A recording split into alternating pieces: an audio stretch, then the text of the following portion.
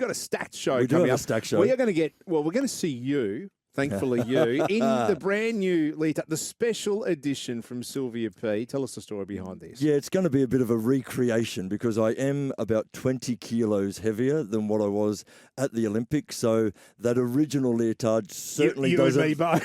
certainly doesn't fit me anymore. It goes into places that it probably shouldn't. Okay. So Sylvia P have been really lovely and recreated that bright yellow leotard for me. That's outstanding. Where and when will you be wearing this? Later today. No, but outside of that, I can just see you strutting around at home, just wearing the kit, wearing the gear. And can I say that 20 kilos heavier?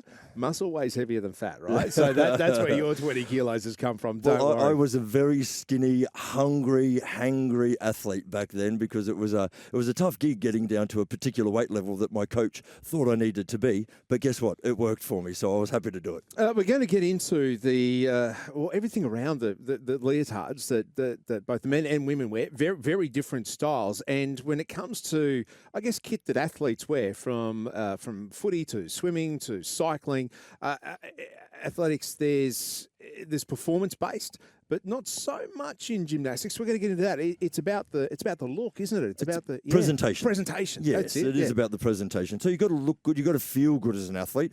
But in gymnastics, there is an artistry about it, right? So there is a performance score there too. Yeah, we're going to dive into that. Our response to last show, outstanding stuff when we had the CEO, Chris Rushton, on. And again, you can leave your comments, your questions, GymQLD on Insta. That's the best place to do it. We'll put our posts up each week. And if you have questions for Ji and need to be answered as part of the show, we can do that. Just leave them there. We'll get into those a little later on. But the feedback after having Chris Rushton on, talking about venues, talking about what is next for gymnastics in this state, feedback has been outstanding. What have you been hearing on the ground? What are people talking to you about? It's really all about the legacy. Chandler is very famous for a gymnastics hub. Yeah. So it just makes sense. Everybody's saying it makes sense to continue the legacy there. From Com Games to the Olympics and into the future, the legacy should be there. So let's get on with it. Positive stuff around Chris's interview and just saying seeing where things are at? Yeah, I mean, Chris is at the forefront of the venue chat, and we're trying to get Timanda on the show. So he's definitely welcome anytime. Yeah, and will happen. His office is saying, yep, we just got to get the calendars to line up. So that will be a fantastic chat with think we've got to get the calendars and the venues to line up.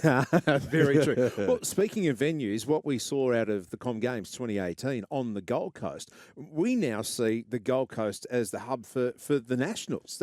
I mean, there's a legacy piece right there. Well, that's the legacy piece for the training centre. The Gold Coast has a massive club down there. It's financially successful. It's developing amazing athletes. So that's what we want the legacy venue to be here in Brisbane. But you're right, the Gold Coast is the home of gymnastics at the moment. National Championships is there. The National Club Championships is there. And that involves thousands of athletes, tens of thousands of spectators coming to the Gold Coast every year, twice a year. It's been happening for years now. Yeah, and it is now the home of our best performed Olympian at Paris when it comes to gymnastics. Ruby Pass, not too far away. What are we eyeing off now? It's coming up, Nationals next month. That's what we're gearing up for. Yeah, Nationals is next month. That's all 7 gym sports. So it's gymnastics for all, aero, acro, WAG, MAG, trampoline. So they're all going to be there. All the athletes are going to be there, dressed in their leotards, ready to show off their skills. But also we've had the World Games team announced. So we've got all of our athletes that are going to the World Games. Now the World Games is kind of the secondary or the sister event to the Olympic Games. So anything that's not in the Olympic Games performs at the World Games. How often are the World Games held? Yep, that's every 4 years too. So it's every second year on that cycle. Yeah. So it's this year in China, and that's in August. So we're pretty excited about the team that we're sending there too. But more on that later. Outstanding stuff. Yeah, we are excited. Sticker, we're excited for you sticking around and listening to us this morning. Or if you're downloading it on the podcast, Apple, Spotify, share it. Let your friends know it is a radio first here in Queensland, or let's say Australia. Let's say the world. Oh, yeah. Let's go for it. Why not? World class, world first. Wherever you are listening to us around the world, Ben Davis, Ji Wallace with you, Ruby Pass not too far away. You're listening to Stick It, Gymnastics Queensland's brand new radio show, the foundation of movement for life. Gymnastics, check out gymqld.org.au. When it comes to high performance, no one in the green and gold performed higher at the Paris Olympics in gymnastics. And our next guest, Jai. Yes, she is the youngest Aussie to compete in the WAG events since the Sydney Games. She came 13th in the women's all-around, which is equal best performance in 16 years for Australia. That is outstanding stuff. She's got a gem of a name, and she's the jewel in the Aussie gymnastic crown. Ruby Pass, good morning to you. Good morning. How has your life changed in the last 11 months since Paris? I would say it's become a lot more relaxed than it was. Obviously, leading up to Paris, my life was very structured and very scheduled. Now it's just more go with the flow and try new things at training, and even with life, try new things with life. So, yeah. I like that. Because she's turned 18, right? So once you turn 18, you can try some new things. Yes. Okay, well, there's a smile and a nod going on between you two. Well, I know the feeling. I've been an athlete. You're so focused on what you've got to do, especially leading into the games, because it was your first games, my first games. It changes everything. It really becomes your sole purpose. And then once it's over, and obviously turning 18, that really does open your eyes and open up opportunities. Yeah, I feel like it was perfect timing, like just after the games, and then a year after, now it's my birthday, and yeah. Good. Good celebration. Mm-hmm. Yeah. Or was it? Is it tempered? I mean, give us a peek into the life of an athlete when you turn 18. Because I've got an 18-year-old at home. I know what's going on. I know. I think I know. You know what she tells you. Exactly. But can you afford to have the same luxuries and escapes, downtimes, partying as other 18-year-olds? Definitely not. I would say you can't go out every weekend because Saturday, Sunday is meant to be like your rest day, recovering from the whole week of training and then getting back into it the next week. So going out on that Saturday and then you're recovering Sunday, you just don't feel well the whole week. So I would say every now and again, obviously, it's good to go out and have fun with your friends, like go out. But so go out and shake it off, I think. Go out.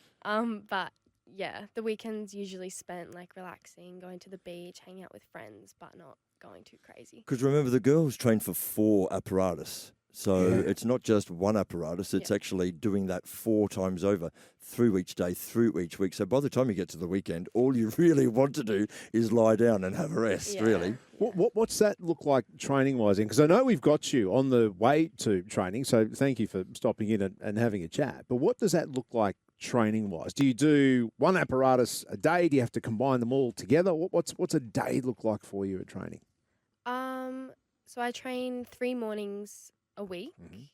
So that's morning and afternoon. That's not just a morning session. And then the other 3 days are just afternoon sessions. But usually in the morning we do basics on bars and beam and a lot of conditioning in that. And then in the afternoon it's every single apparatus.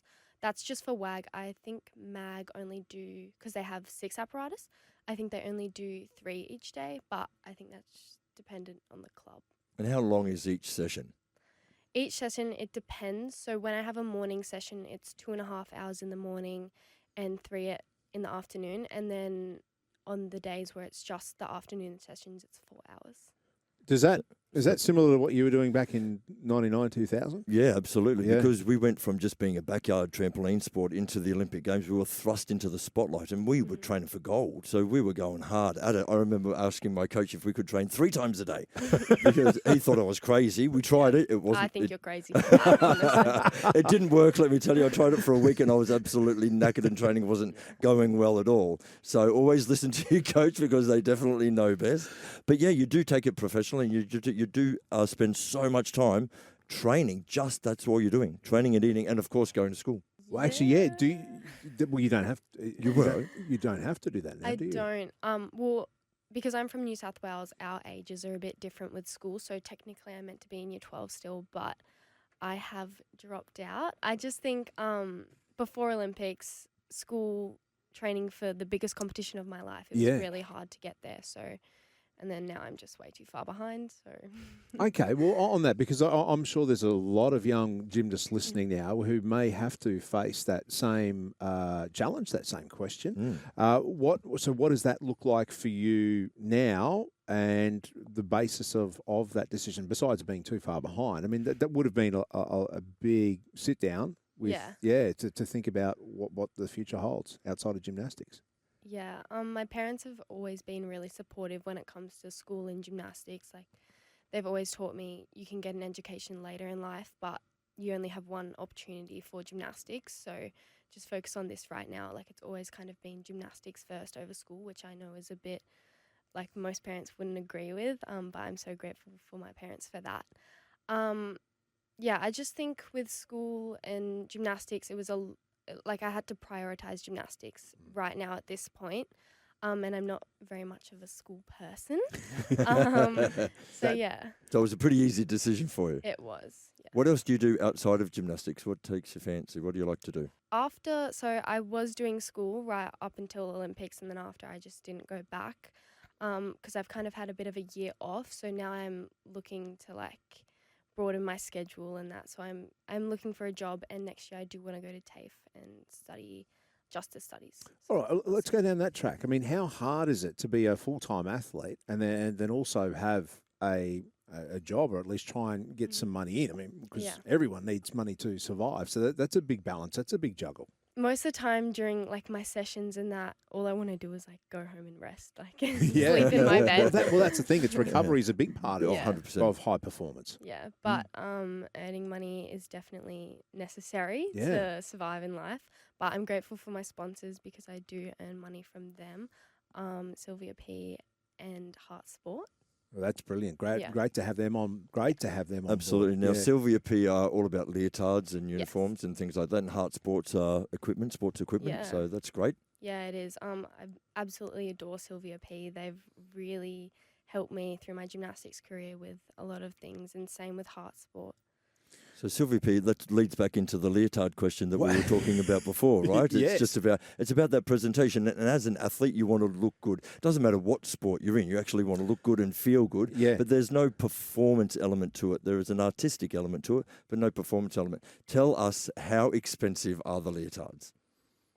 They're really expensive. I mean, Sylvia P do a great job with making them quite affordable for people. I know other brands are a lot more expensive than Sylvia P, but I think Sylvia P are the best, honestly. And it comes with the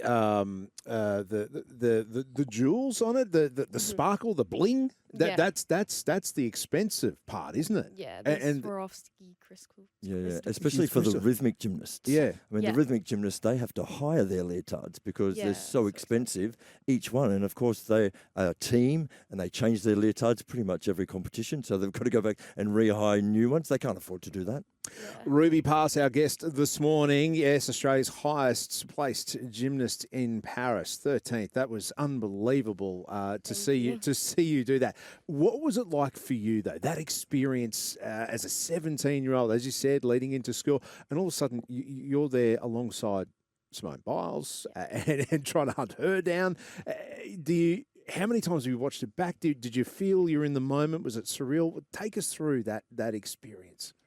It was very surreal.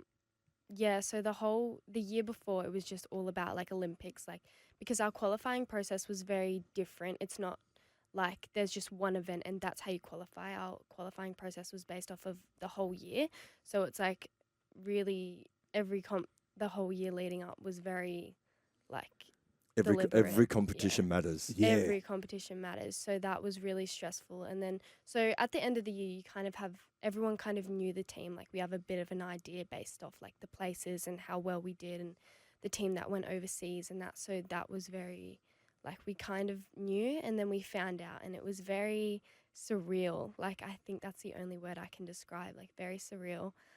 And then leading into the games, I'm not going to lie, I was a bit, I have a bit of problems with like self-doubt and that type of stuff. So like leading into the games, I was very unsure about what you were going to perform like on the big stage at your first Olympic Games. It's nerve-wracking. I mean, I've been there. I completely understand. Yeah, so that was like my thought process leading into the games was very like self-doubtful, like that type of stuff. And I had a lot of troubles with that. And then even at the camps, like leading into the games, everyone looked like they were doing fine and I just had a lot of like self-doubt there. And and that. So And that's part of the high performance space, isn't it? To overcome a fear of failure or that Yeah. self-doubt. What support? How did you overcome that to do what you did in Paris?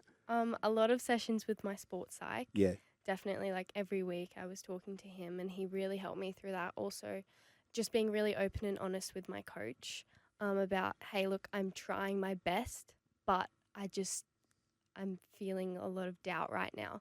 So that was really helpful too, because he's a very great coach. For those listening who are going through something similar, Mhm. and it may be at a national level, state level, just at a club level, Yeah. is there any one tip that you took out of that you could pass on to help someone get through that period of self-doubt? I would say try and take all the emotion out of it. Like training is training.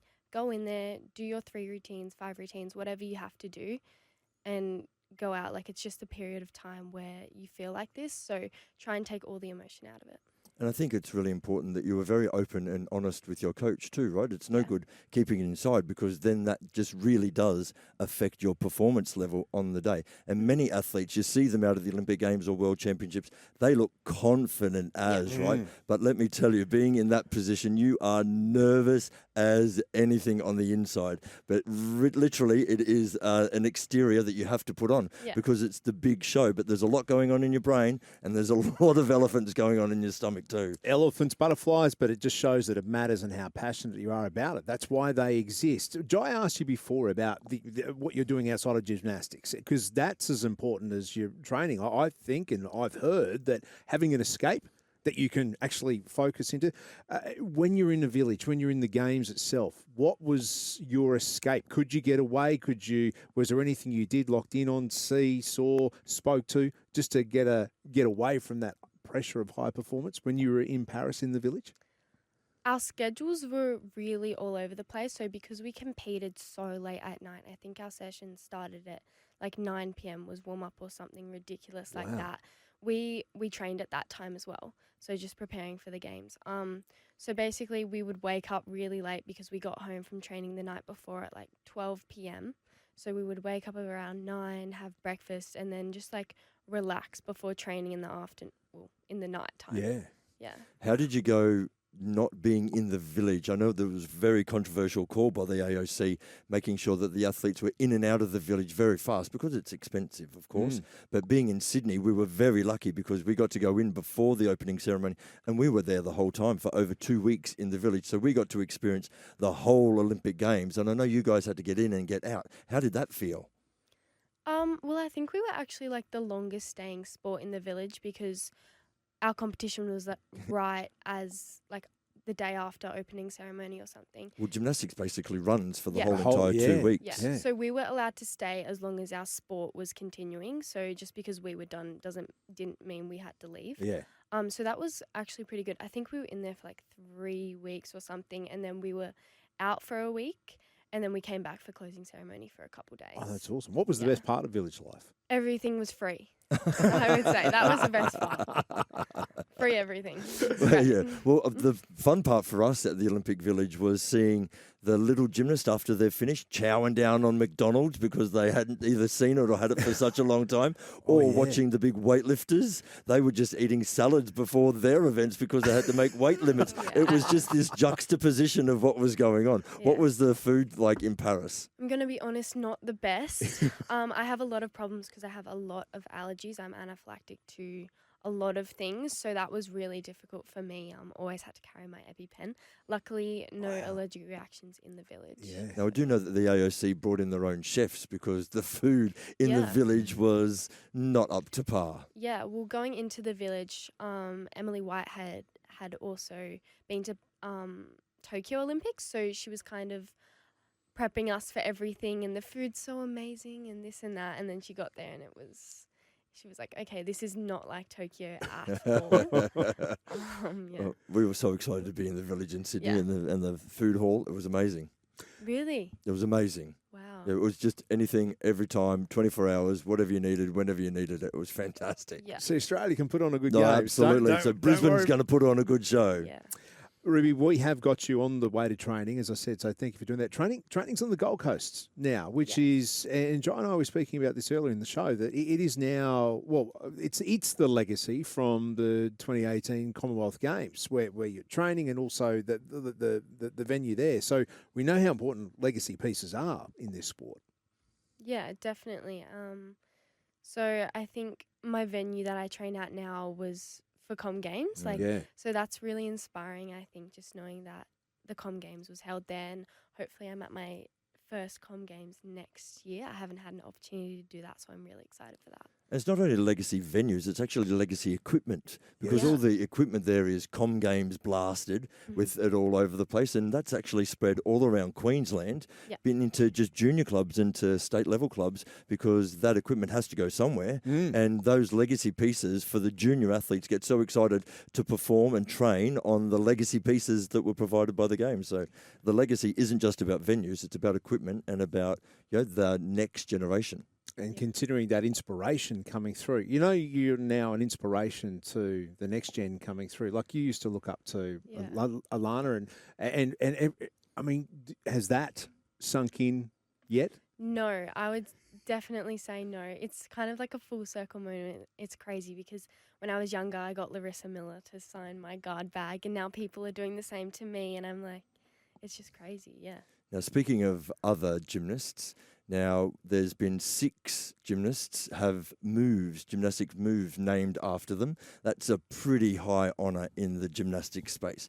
Is there anything that you're working on that might be called the pass or the pass? I like that. The shiny Ruby or something like that? Can you give us a little do we insight? even go down the Ruby Tuesday? Oh no, okay, there's only if she performs it on a Tuesday. Oh yeah. So, is there anything that you're working on that you might be able to give us a little sneak peek about?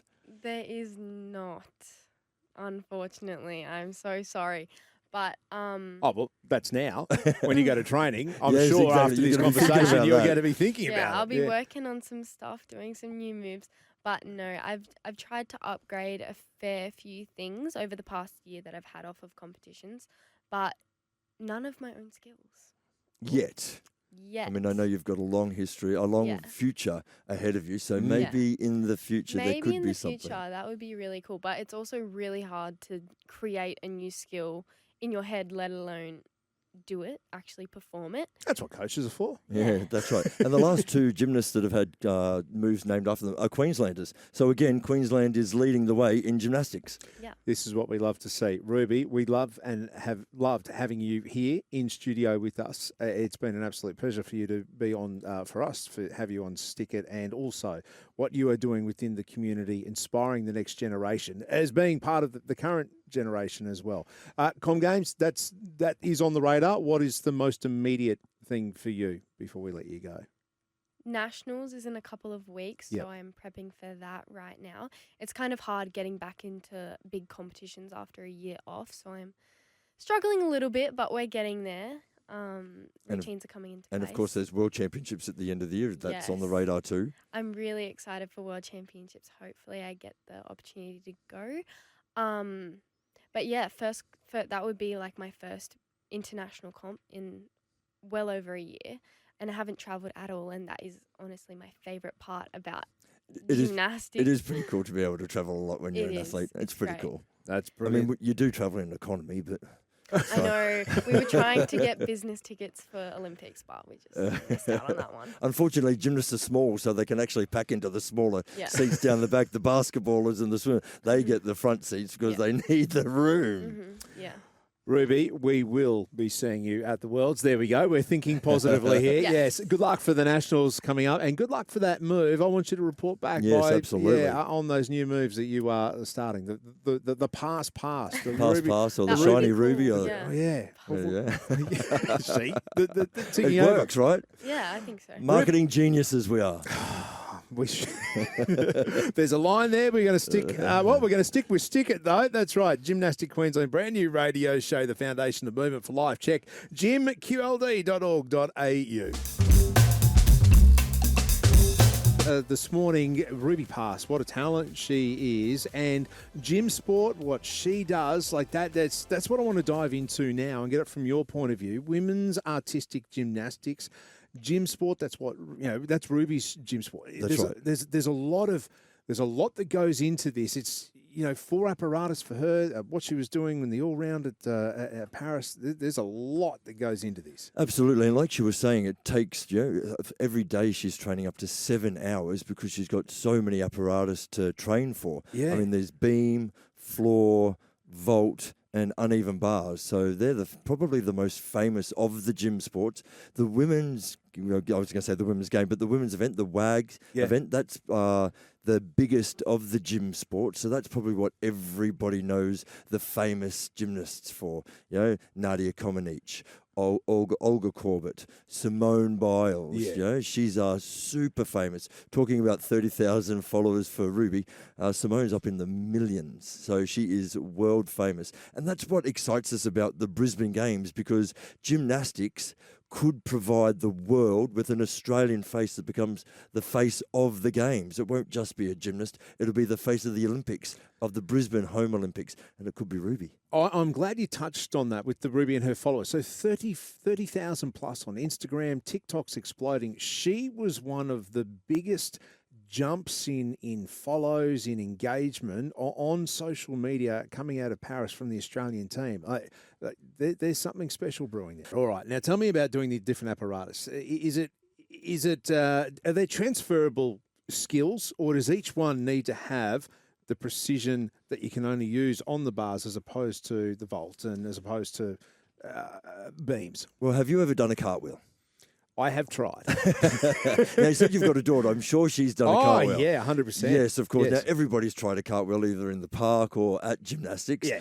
But, the cartwheel is a really basic move. But try and do that on a beam. It is barely as wide as your hand, and they're doing back somersaults, back full twist, all sorts of artistic elements on that small apparatus. Then, of course, you've got the floor, which is probably the one that everybody knows because that's the one that's done to music. Yes. That's where the artistry comes in, and that's where the power tumbling from corner to corner. That's the real spectacular parts. Then they do the dance moves in between, but the floor is probably the most famous one. Of course, there's the vault, which is the real power move. It's the one where you run up as hard as you can, bounce off the beatboard, and you can either go into it with a cartwheel, you can go into it forwards or backwards, and it's sprung off that vault, and you do 3 somersaults, I think they're doing 2.5 somersaults now, and land it, and obviously you've got to stick it. Yes. Yeah, you've really got to stick the stick it part is very important in gymnastics.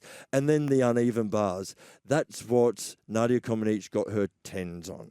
Yeah, so that's back in the day, they used to do some crazy things on uneven bars, but of course there was a safety concern, so they've really pared that back, and the artistry between going from the high bar to the low bar is really important now. But the skills that they can perform on there is crazy. It's pretty amazing what they can do. It's amazing to watch. Okay, so you got the twists, the somersaults. You can do that across all, and you have to do that across all of the different events. But what about grabbing and flying between the uneven bars as opposed to hitting the vault? I mean, are there transferable skills in that space? I mean, it's hand-eye coordination at the end of it, right? But it's a completely different apparatus. And the way you enter that apparatus is completely different. The way you exit the apparatus is completely different. So transferable, yes, we're flipping, our bum's going over our head's going over our bum, we're twisting and somersault. All of that is happening all at once, but to transfer the same skills is pretty impossible. So each one is very specific in its training methodology and its approach. So that's the same across all the gym sports, because the acrobatic element is there across all of it. So transferable skills from element to element, or apparatus to apparatus, that's probably very specific, but you can actually transfer the cartwheels and the backflips onto power tumbling, onto trampoline, into acrobatics. So that transferable skill is definitely there. And then, of course, we've spoken about this many times, the transferable skills from gymnastics to many other different sports. So it really is the foundational sport. Oh, we love that. From high performance to presentation. That's where we're going to dive into next, and how the two intertwine. I am talking about the gear and the kit that you wear. You need to take a quick break because you need to change into your... Well, I don't know what that is. I mean, I know what it is. It's very, very small. I don't know where and how you fit into it. We'll get into that next here on Stick It. You're going to have to check. What? You are going to have to check What? Jim QLD on Instagram as What? well, and all of it. Yeah, you. Quick break, and he has done a complete costume change. I mean, this is. There was a telephone booth just there. We're going to get into that in just a second, but we put it on Ruby before she left about doing a move that may be named after her. One of the Queensland athletes, one of the athletes that have a move named after them, Kate Sayer. Yes. And it's a skill. Well, can you talk us through what the Sayer is? That's a move that's been named after her. Yeah, so the last two gymnastic moves that have been named after Australians have come out of Queensland. So Georgia Goodwin and Kate Sayer. So the Goodwin and the Sayer. Yeah. So they are technical moves where there's half turns where half turns haven't been before, or releases where you've got to let go of the bar and then re-catch it again. So it just depends on what the girls have done that's very unique. Yeah. And they have to do it at an international level, at an international competition, before it goes to the FIG, so the Federation of the International Gymnastics,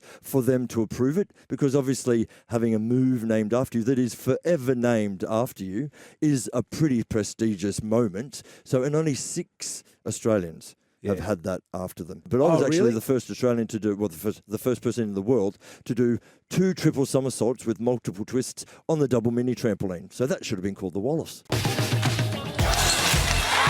From the vault with Ji the Trampoline Guy. Oh, yes. Well, to paint the picture for you, when I say paint, it looks like this has been painted on.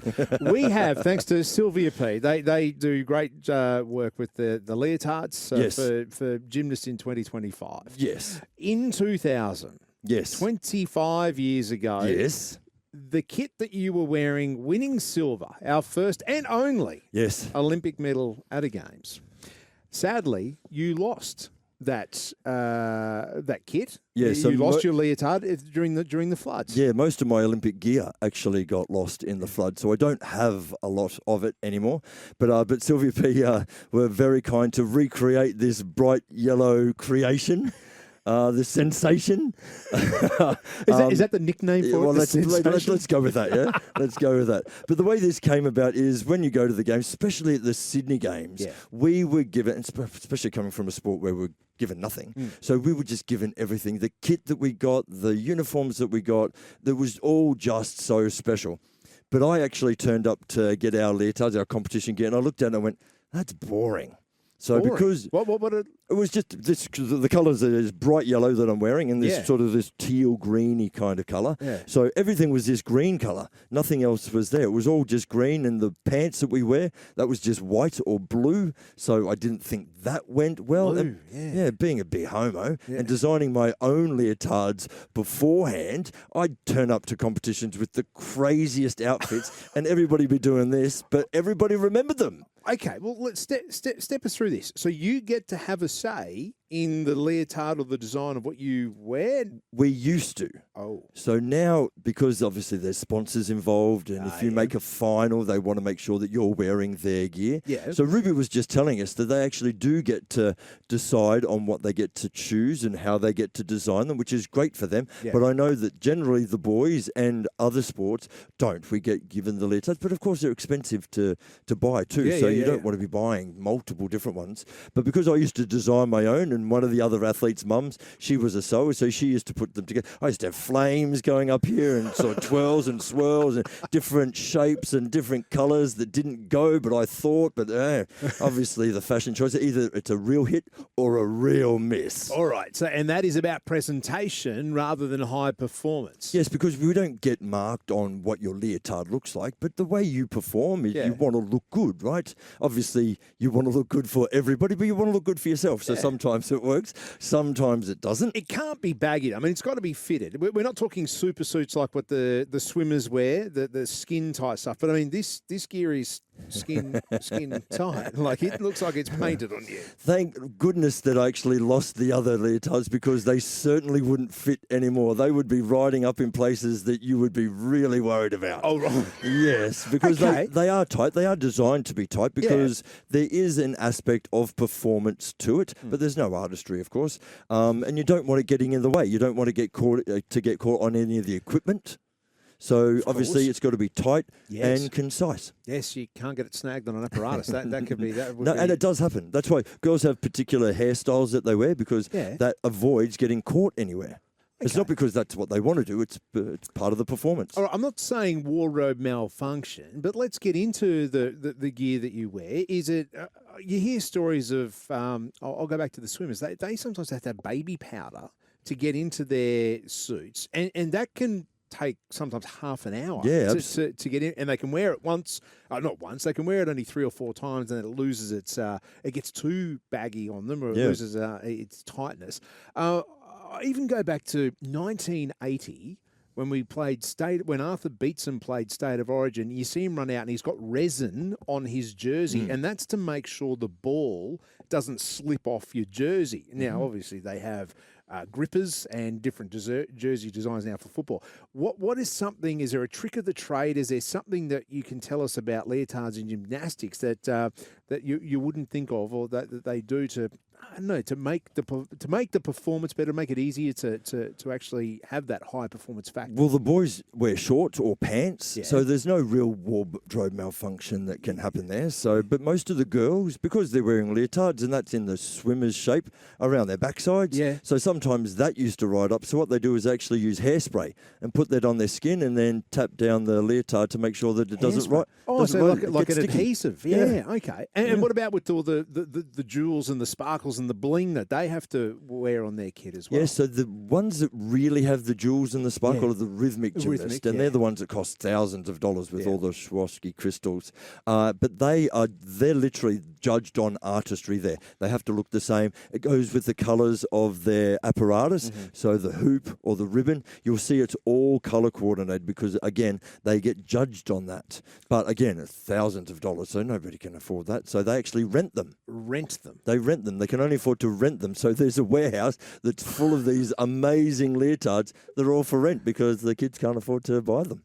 There we go. We are going behind the scenes. It's story time with Ji, the trampoline guy. Let's go back to Sydney 2000, which is the replica of the kid. Yes. Now, are you going to get this framed, or are you going to just keep wearing it around the house? No, let's go back to Sydney 2000.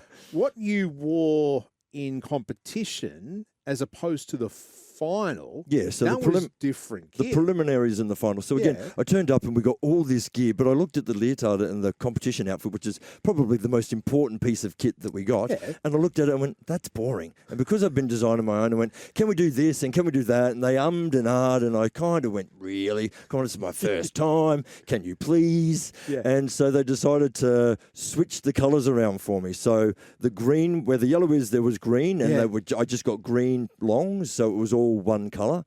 And then I was the only... Does this happen overnight, or does this... It did happen overnight because everything was there ready for us. Everybody was there. The uniform people were there just to look after us as athletes. So it was amazingly special. So I was all in green for the eliminations, and there was a move in there that I probably could get named the Wallace too, where it's a special kind of entry into a move, a very simple move. But that was oohs and ahs. And then I was going fourth into the final, so I've got a real trick up my sleeve. So I went out the back, got changed into the bright yellow kit that you see me compete in the finals with, came back out, and I got rounds of applause from the crowd because they went, that's the only person that's done that, and bright yellow too. So the fact that they actually made that specifically for me at the games was a pretty special moment. Unfortunately, it did get lost, and this is the replica. But Sylvia P had to make it bigger because I am 20 kilos heavier now than what I was there. So just keep that line that I use, and muscle weighs heavier than a fat. That old one, that certainly wouldn't have fit me anymore. Ji, it's been an absolute pleasure again. Recreational gymnastics is going to be part of our next episode, and why gymnastics is the foundation, the movement of life.